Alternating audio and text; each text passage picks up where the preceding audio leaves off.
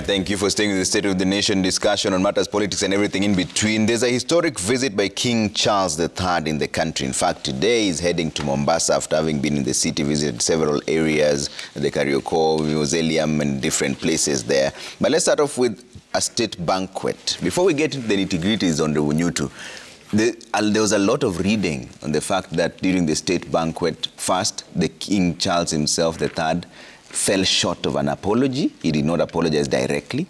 But second, the presence of the Azimio leader, Raila Odinga, there was a lot of reading into it. Let's start with the political angle of it. What do you read in the presence of Azimio leader Raila Odinga at the state banquet? Thank you, Trevor. I think there isn't actually much to read about the Honorable Raila's presence at the banquet. One thing that everybody must accept is that Raila Odinga was number 2 in the last presidential elections. And this is somebody who has the support of quite a number of Kenyans. We are also talking about somebody who is a former prime minister. And so this is a leader that, of course, even maybe the foreign Western countries recognize. Yeah. And so I think he was invited as the leader of the opposition, as somebody who has quite a number of Kenyans behind him. Number 2, there has been talks at Bomas. And so I think the president has expressed his desire to bring people together. And what a better way of showing that Kenya is one than having even the Right Honorable Raila Odinga invited to State House. Because, Trevor, politics is not about enmity. Politics is just competition. A competition happened last year. The people of Kenya decided that the president of Kenya for the next 5 years is going to be His Excellency, President William Samoei Ruto. And I know even Baba, of course, agrees with that. It doesn't matter what he says out there when he addresses people, but he knows that Kenyans spoke. Of course, the Supreme Court actually confirmed that President Ruto was Kenya's choice. And so there is no competition as of now, but as is characteristic of President William Samoei Ruto. And that is why the president accepted to have these talks, because he wants the country to be one. Yeah. So had he left out Raila Molo Odinga, then of course it would have shown that, in my view, then that even the talks that were happening, of course, did not enjoy the goodwill from the president. Okay. And we want one nation. Yeah. So I think, for me, that's why the Honorable Raila Odinga was invited. Talking about the kings. Should he have apologized? Sorry? Should King Charles have apologized for the atrocities that were committed to Kenya? Yes, and of course I think he did it yesterday. Was it yesterday? He fell short of an apology, just acknowledged that there were some atrocities that were done. Well, I think outrightly said that we apologize. The King of the UK, Trevor, I think he's not somebody who can just make comments that are not well thought out. Because if he apologizes directly, then that will have implications. That may actually make those that lost their relatives, of course, start suing. I know there has been suits about the atrocities that were committed. But by the king apologizing directly, then I think it would mean that he's, for lack of better words, he's pleading guilty. And so, of course, then if there are suits that are being made against Britain by people who, of course, suffered or lost their relatives, then I think, so I think there are implications, and he's smart, he has advisors, that's why he wouldn't have done it directly like that. We would have wanted it. All right. Honorable Ruku, should the king have apologized, or were you satisfied with his acknowledgement that there were atrocities that were committed?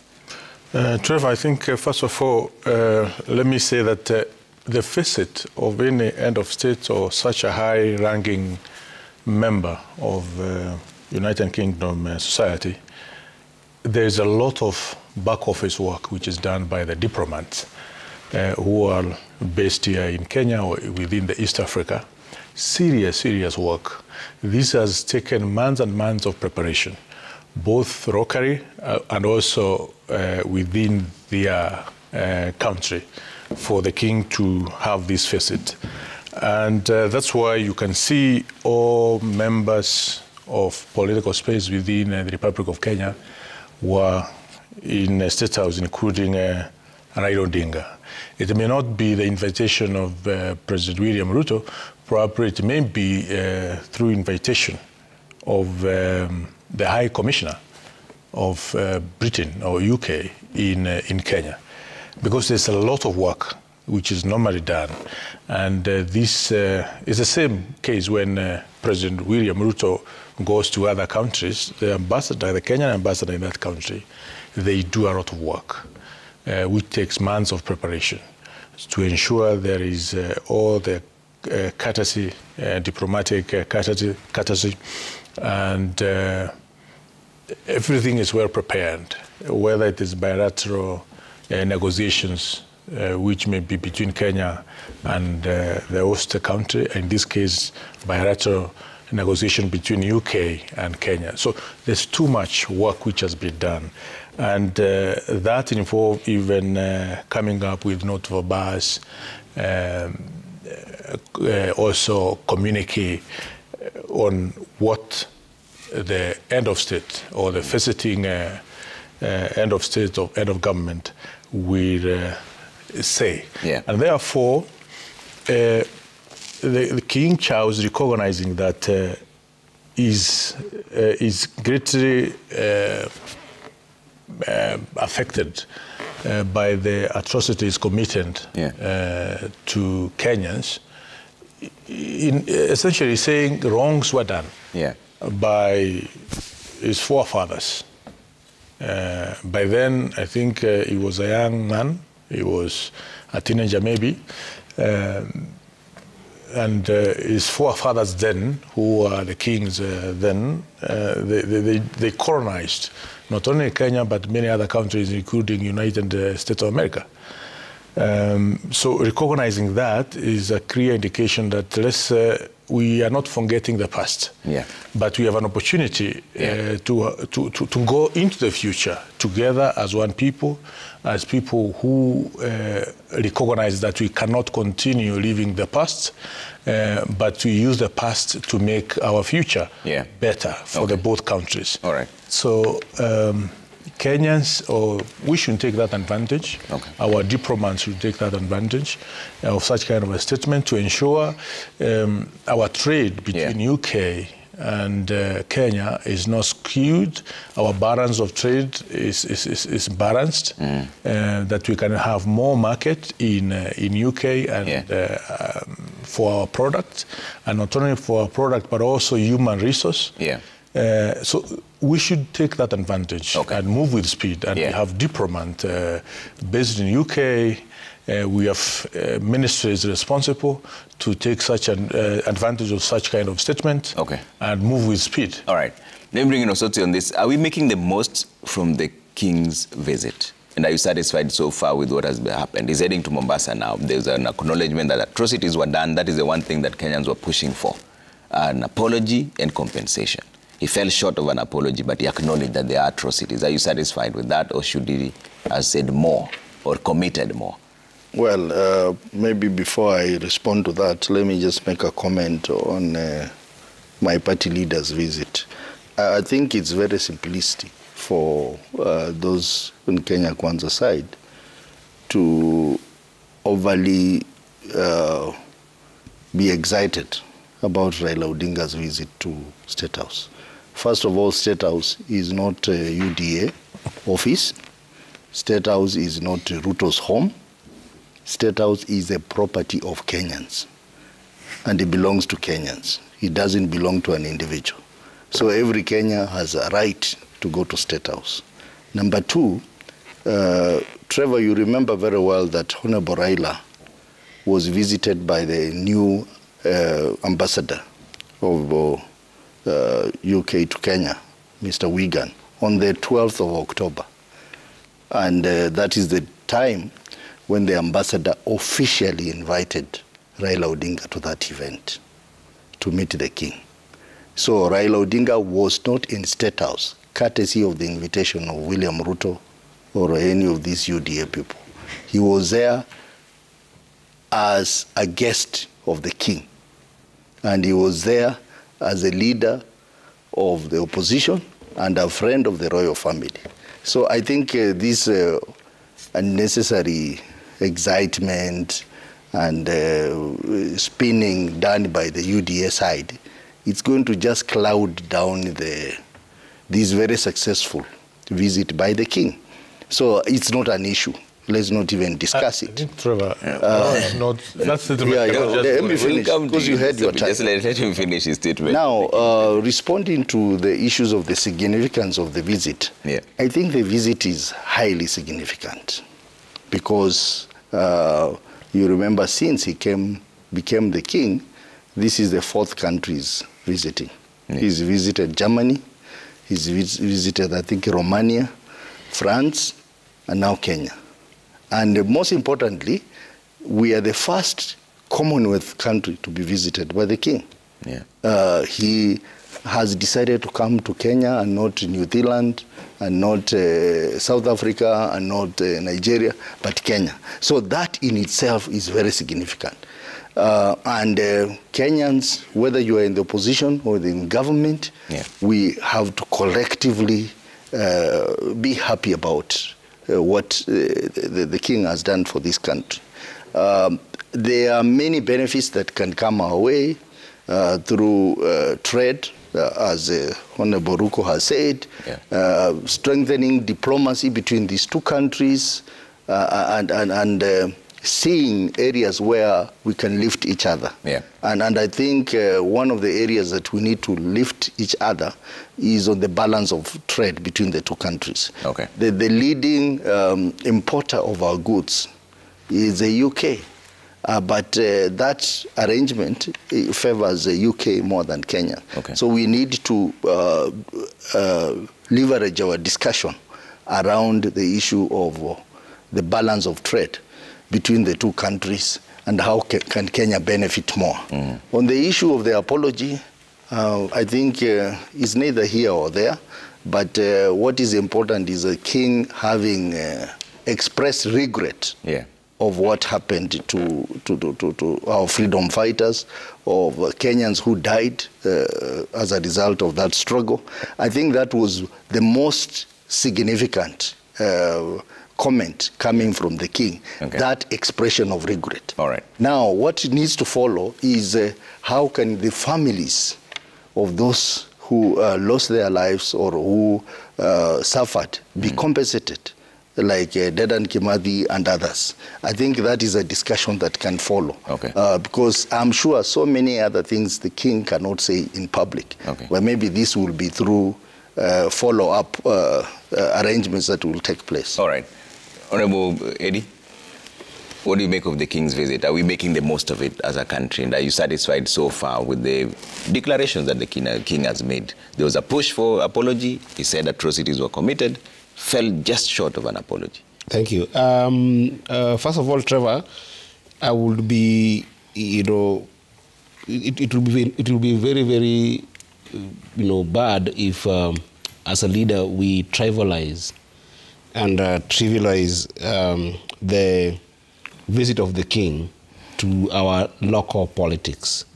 I think then we'll have missed a very big opportunity. And I would want to caution politicians sometimes that we do not reduce the visit of such an important global figure to our mere internal politics. I mean, we can't start the discussions about how Raila visited State House or Ruto, hosting the king in State House, because the king is not visiting Ruto in his personal capacity. The king is visiting a country, is visiting a nation. And even you can see this from what the itinerary looks like. The itinerary is very, very clear that it is a very well thought through itinerary that has got a very serious agenda. I mean, I think it's going to cost after what was happening in the State House. He has gone to a number of visits that are significant to the agenda that he wants to advance. So it's very critical that we look at it as an opportunity for a different conversation between the two countries. And these conversations span from 1895. Between 1895 and 1963, our relationship with UK and the British was that of master and slave. Yeah. That is something we must accept. Yeah. That was 68 years of that relationship. Then between 1963 and now, our relationship with Britain has been that of partnership. Maybe not of equal partnership, but some sort of partnership that are within the realm of trade, investment, and more pronounced in the past 20 years, security, international security. Now, if you look at it from that context, then you ask yourself, is this opportunity to revisit the first relationship that has been in what you have called apology for what happened during colonization? I think that the king and generally Britain should not get it difficult to apologize for something that was obvious, that was not human. Yeah. Because during that time, what happened is that there was economic wreck in a mercantilist kind of relationship where extraction was being done in these countries of our resources, and both raw resources and human resources, in a way that wrecked this economy that make it very difficult for the country to take off in a post-colonial era. Yeah. And then there was also dehumanization at that time that happened at the level of persecution and, the way families were treated, the way people were killed.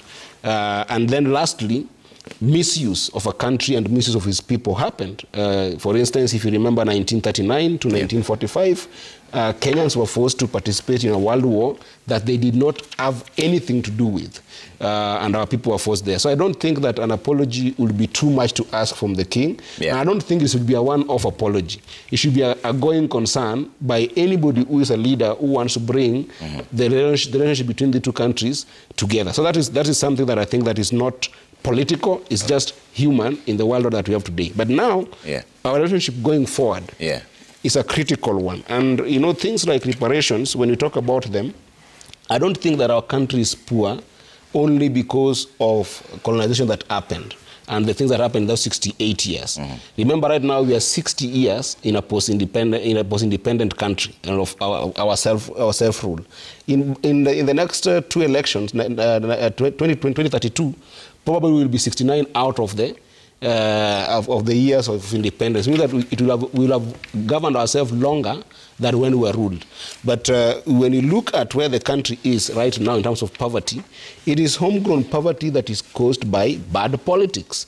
People who go to state to amass wealth for themselves, people who have got any kind of shame in terms of primitive accumulation of wealth in the state. In fact, even if you were to be given reparations by Britain, I dare say, Trevor, that there is a chance that people who are in the state will actually take all these things from all of us. They just put them in their pocket. So what then should be the agenda that we should be pushing forward as a country in terms of engagement with the king? I think that we should take advantage of this visit by the king. One, to ensure that we can be able to strengthen those bilateral ties in terms of trade, investment, and security. Secondly, we must take advantage of what Senator Sosi talks about, this Commonwealth notion. Remember, he's visiting at a time that Britain has just gotten out of the European Union. That means that they have got a better platform as a country to advocate for this club called the Commonwealth countries, in the world order and values where we don't have our voices as countries that are seen as third world countries represented, we should be able to have agreements with somebody like him to be a bigger champion of these countries like Kenya, not only in trade, but also in values that can be able to advance our economic and security wellness beyond what is happening right now. All right, Ruku, I'd like us to talk about the bipartisan talks, but you had a concern to raise. And also there's another question here from my friend Silas, who says, good morning, I differ with Honorable Sotsi. Because if he says there is no offense in visiting State House, if that is anything to go by, then why are they punishing some of the legislators like Honorable Jalango? Let's hear what Ruku has to say, then I'll give you a response. Trevor, what my brother here, Senator, said, we are not excited at all by Raila Odinga going to State House. What excitement? We have been in State House for now more than a year. We are going to be in State House for another 4 years. We'll seek the mandate of Kenyans in 2027. We are sure we are coming back in 2027. And because, we are sure about that. How do you say that? We are doing what we are on what basis? When the economy is collapsing. We are fulfilling our mandate and also the manifesto, which we sold to all Kenyans, and they voted for us. So there is no excitement whatsoever. It's only that we are extremely kind readers. You saw what happened during Africa Crimea Summit. Raila Odinga was received at the KICC by the Deputy President in a very respectable way. It's the same case. He was received at State House by the President, William Samoei Ruto, in an extremely respectable way, because we respect each other, we respect other politicians. It's only that we have been telling Azimio that please put your house in order, go back to people, explain to people why you want to lead this country, and probably one day you'll be in that house. But at the moment, President and his team are very well organized. We are fulfilling the mandate. We are ensuring all what we promised Kenyans is going to be fulfilled, is going to be done. We have another 4 years to go for the Kenyans to see whether we have done our job well or not. And Senator saying that we are excited by Raila's visit to, that's a complete... You disagree? It's completely untrue. Joe, yes. There was another second question. No, the question was so similar, but let's hear what Joe has to say. Thank you, Trevor, once again. And don't worry. I also think I want to comment and correct my brother and colleague, Senator Osotsi. You know, when he alleges that Raila Amolo Odinga was in State House at the invitation of the King or as a guest of the King, is even insinuating that Kenya is still a colony of Britain. How can the King invite somebody to State House? You know, I was just trying to think about how, for example, whether if President Ruto was going to visit Britain, how he can invite, you know, Senator Osotsi is insinuating that President Ruto can invite a competitor, if the King was going to be an elected position, a competitor to the palace without the approval of the King. Then I think that Senator Osotsi has a lot of contempt for his own country, Kenya, where the president has nothing to do with who goes to State House and who doesn't. And I think that is something that must be called out. I mean, when he says that we are excited, and Honorable Ruku has talked about that, we are not the people that are excited. It is Azimio, actually, that is excited. Because for us, I mean, on this side of Kenya Kwanza, why would we be excited that somebody has visited us? I mean, it is Raila and his brigade to get excited that they have been elected to State House, which they have actually been looking for quite a number of times. And so the excitement could only have come from that side, if there was any excitement on that matter. But Senator Rosotsi, you must start recognizing your country, and you must know that the occupant of State House for now is none other than President William Samoei Ruto, and I don't think anybody, although yes, it is state property, I don't think anybody can be admitted into that particular facility without the approval of the president. Okay, Osotsi has been under fire. And also there's a question directly to you that if Osotsi says there's no offense in visiting State House, why then punish other members of parliament? You know clearly, Trevor, our colleagues on the other side of the political divide have really been struggling to get legitimacy. And the kind of scripting they're doing over Raila visit, it just explains the desperation they are in. So maybe I wouldn't want to continue with that debate for now, because you want to respect the visit. But why are they desperate?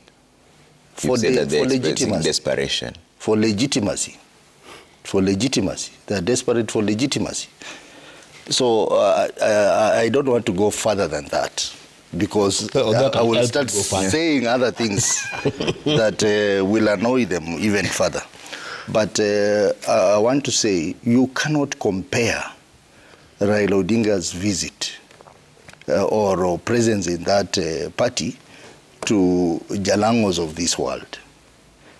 You are in this country. You saw what happened when Jalango and his group of MPs went to State House. And what Ruto said, he said, now you are in my party. What is Ruto's party? It's UDA. It's not ODM. You saw when he paraded Jubilee members, Sabina Chege and the rest, he said, now come and work with me as part of the bottom-up agenda and as part of the UDA agenda. By that admission alone, in fact, if we were in a very serious democracy, the registrar of political parties should have acted immediately with that admission alone. So the likes of Jalongo, the likes of Chanda, the likes of Elisha, the likes of Ojenda, these are rebels. These are rebels who are going through a disciplinary process within the party, and I think ODM, this time round, we are going to do a thorough job on that matter. Right. So you cannot compare our visit of a statesman in a royal function to the Jalangos of this world. And I want to tell Senator Nyotu that if he was very keen on what was happening in State House, you realize that the entire setup of that dinner was royal setup. The sitting of the guest, even the layout of the tables and everything there was royal. Meaning that the king and his team had a great input into the organization of the dinner. And, but they would still not do it on their own. They would still need approval. Yeah, definitely. Which means they also participated. They also participated in deciding who the guest would be. Okay. Trevor. All right. I think it's only fair that let's hear. Yes, Eddie. Then I'll come to you. You know, when I made my first submission, I say that it would be remiss of us as leaders to reduce the conversation around the king's visit to a mere political theater of what is happening between the opposition and the so-called ruling regime.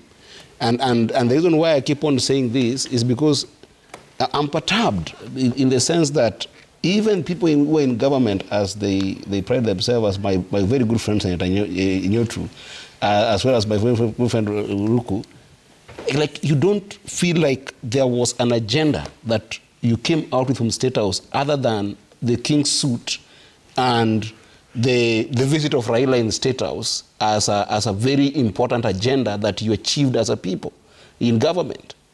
I mean, it's disturbing for a young person like me. Because even if you want to reduce it to a conversation around elections, we know that we're in a world order that is governed by rules that are rules on democracy, that I would tell you that is a very key issue that all world order powers are keen on: rule of good governance, rules on the rule of law. These are things that if the king was supposed to make even some comments about, or even if you had a desire as a government to ask for kind of engagements around what would entail better governance in our country, what would entail better democracy in our country. How can we compete with world orders in terms of issues around checks and balances in our democracy?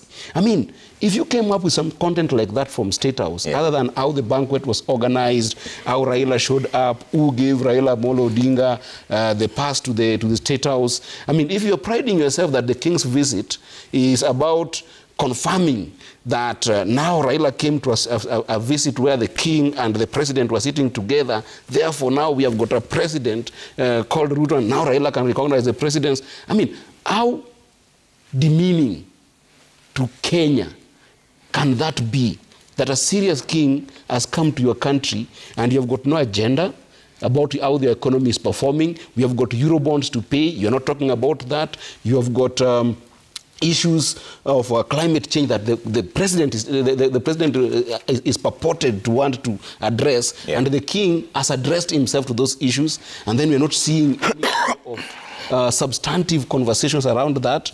Trevor, this is very, very disappointing of people in government, and I think that they should be called out on this. That if the king's coming was about seeing whether Raila will attend, to confirm that they have a president, to give them legitimacy, then we can be able to help them. But I think that to finish on the question that somebody has just asked there, that Kenyan is a very important Kenyan that needs to be guided on something here. The visit of the king and the going of Raila to State House was not to go and meet Ruto. It was because there is an important person in the country who has visited us, who we have got a serious relationship with as a country, and the function has got nothing to do with our political arrangement. What I must caution the young man or the gentleman who has raised that issue is because I was the person who went to ODM and actually sought for disciplinary action against these MPs, is that we want to discourage as much as possible, not only the members of parliament from our side of the divide, but in the current arrangement, even the members of majority have got a responsibility as a parliament to oversight the executive, as a parliament to oversight the president. If we get fixated that you can only get development in your region and get any kind of advancement of economic issues in your region, if you only go and kneel to the president in State House, that's a wrong premise, because it then compromises the function of parliament and the responsibility of elected members of parliament with regards to oversighting the executive and with regards to equitable allocation of resources that are supposed to happen within parliament and not outside parliament in State House. That is something that is critical not only to the minority side, but to all members of parliament. Ruku, very briefly, because I want us to go to the final topic. Yes. You know, Trevor, it is my brothers here from Azmio who has come up with this issue of Raila, and they want to trivialize the visit of the king to Kenya, and saying that we are seeking legitimacy. President William Ruto is the legitimate president of the Republic of Kenya for another 5 years. And that legitimacy is given by the people of Kenya through their vote. And this process took all Kenyans to participate in that process, and all judicial processes were also taken through. We are not seeking any legitimacy because we know Kenyans recognize the president as having only one president in the Republic of Kenya, and that's William Ruto. So Senator here from Vihiga, I think he has been so fixated with the notion that probably he can wake up one morning and find that Raila is the president, he is in State House. It's not going to happen for another 4 years. And I'm sure also it's not happen in 2027. Let me tell you. And that's why he can afford. Let me tell you. We cannot allow him. That's why cannot allow him to. Let Ruku finish his. We cannot allow him to go scot-free with that. That's why he can afford that statement. Just write it down. We cannot allow him. That we are seeking legitimacy by Raila Odinga's visit to State House. Okay. It is completely outrageous. All right. And you should know, we have performed the duties of government as well as of state in an extremely extraordinary manner. Okay. In a manner that it has not happened in the past regimes or administration. And this is the kind of the style which we are going to execute our mandate. Okay. Of course, the president Ruto as the president for another 4 years. Okay, so you're at a point of order before bringing you. Refrain yourself, with a lot of respect, refrain yourself let me tell you from bringing in issues of legitimacy. Okay. You know, Honorable Ruko must understand the manners of a serious debate with 3 senators. You know, he's the only member of National Assembly seated among members of the upper house. So I think we need to train him a bit on that. He has 1 vote, and therefore he cannot decide for Kenyans, millions of Kenyans, on who will be president and who will not be the president. I think he's out of order. And as I said, we'll teach him some debating manners after this show. All right, you to finish on this. Thank you. I wanted to be very quick. Trevor, because as you say, we need to move to the next agenda. But I think I want to agree with Senator Eddy that we may need to look at what Kenya stands to gain out of this visit. And so I agree with him. We should not trivialize this visit by the king. As for legitimacy, and Senator Osotsi needs to be told this, how many countries has the king visited since he ascended to office? Kenya is one of the very few countries that he has visited. What other legitimacy, for example, would we be looking for? Because if Britain did not recognize His Excellency President William Samoei Ruto as the President of Kenya, then of course the King of England wouldn't have visited our country. And then just to remind him that the question of legitimacy does not arise because an election was held and the highest court in the land, the Supreme Court, validated the win of President William Samoei Ruto. And so legitimacy does not happen. He talked about the royal setup that was there. Let him finish. You'll get your time kindly, Eddie. The royal setup. And that is why he says, because of the royal setup that was there in State House during that dinner or whatever that it was, that it was, kingly, it was, and I agree with him. But it was done in State House and not at the British High Commission. So the only place where you could have, Senator Osotsi's argument could have, stood if if this particular dinner was held at the High Commission. Then in that case, you could conveniently say that he was a guest of the king. But as long as it is in State House, then he cannot say that it was at the invitation of the king. And finally, the issue of Jalango and what have you. And Senator Eddy is my very good friend. But please, let us not discuss that. Because Senator Osotsi says everybody saw what happened with Jalango. I think it was at Manzoni. That is not something you should even talk about here, Senator Osotsi, because it was a shame to ODM that Jalango and company were manhandled. I mean, physically assaulted or thrown out. That is something that they should not even talk about. So it was not the people that elected Jalango that rejected him at Manzoni. They were people, either they were goons or people hired to do that particular job, which ODM should be very ashamed about and embarrassed about, that they should never talk about. Just 30 seconds, So Trevor. we must allow people who have divergent opinions to also operate and peaceably. It's allowed by law. It's allowed by law. You said 30 seconds so that we move to the next subject. Yes, but it's allowed by law for them to have a different opinion and even to join UDA if they want. But only that they have to play by the rules of the law, whereby Section 14E of the Political Parties Act requires that if you choose that kind of path, nobody's stopping you. But then you should resign from the party that sponsored you to State House. I mean, the party that sponsored you to Parliament, and then you can join your friends in State House. It's not allowed. I agree. That is the honourable thing to do, and that is what I want you to do. But you should not be physically assaulted. Let me finish. Let me finish.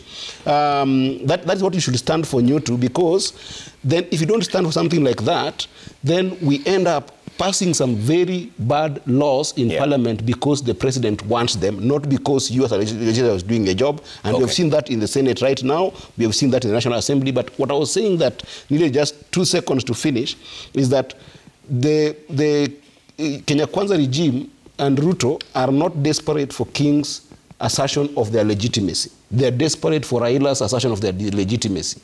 That's what he was prosecuting. That why are you obsessed with the fact that when Raila appears in State House, then it should be a bigger debate and a bigger posture for your conversation than the fact that the king is there? Then it means that you are not certain and you're not sure that you want the presidency, and until such a time that Raila shows some kind of a shake of hands with the so-called president, or Raila shows any kind of a visit to State House, then it means that he recognizes your so-called president, and he recognizes the power that is there, and that is what Osotsi was saying, that in your head. No, I'm saying it in the context of this conversation. In the context of this conversation, right? Because we're talking about the question of legitimacy and how he's framing that the king came, therefore he recognizes the president.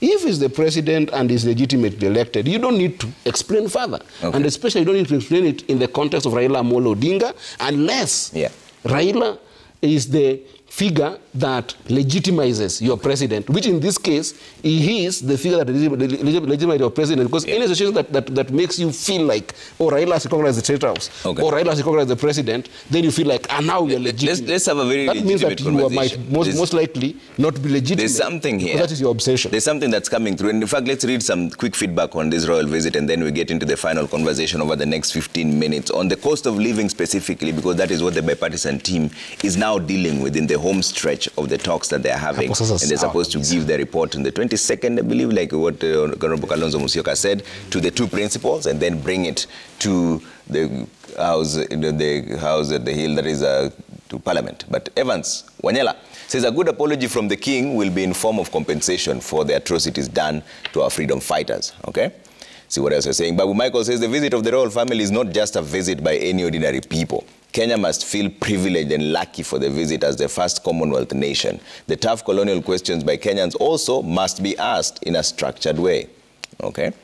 J.M. Musoma says the king's visit is good for our bilateral engagements and trade with the UK. However, his apology should come before his regrets. There are communities languishing in abject poverty because they took their ancestral land and later sold it to the few rich people after independence. Okay. Brian Chemwa says the government should seek investment and development aid from former colonial powers to help address the long-term economic impacts of colonialism, and to support Kenya's development efforts. Okay. So finally, and I'll start with